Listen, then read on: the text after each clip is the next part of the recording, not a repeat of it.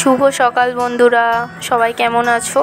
দেখো রবিবারের বাজার, তো একটু ভালো মন্দ রান্না না হলে কি আর ভালো লাগে। তাই আজকে সানডে স্পেশাল মটন। তো আমি কড়ার মধ্যে তেল, তেজপাতা আর দারচিনি ফোড়ন দিয়েছিলাম এবং তারপরে পেঁয়াজ, টমেটো সব ভাজা ভাজা করে নিচ্ছি। আর তার সঙ্গে আদা রসুন পেস্টও দিয়ে দিয়েছি। এবার ভালো করে ভেজে নেব। তারপরে দিয়ে দিলাম হলুদ গুঁড়ো এবং ভালো করে নাড়তে থাকলাম। এবার দেব জিরে গুঁড়ো,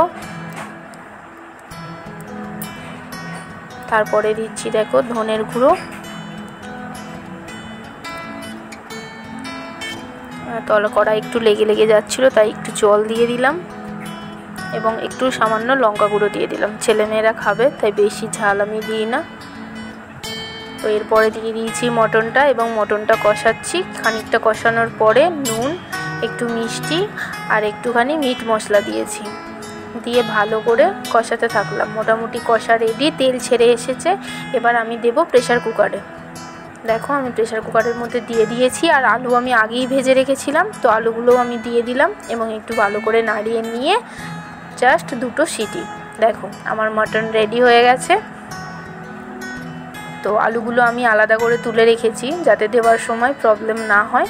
এই যে, তো লাল লাল ঝাল ঝাল মটন, রবিবারের দুপুরটা একদম জমে যাবে। তোমরা আজকে সবাই কে কী রান্না করলে জানিও কিন্তু।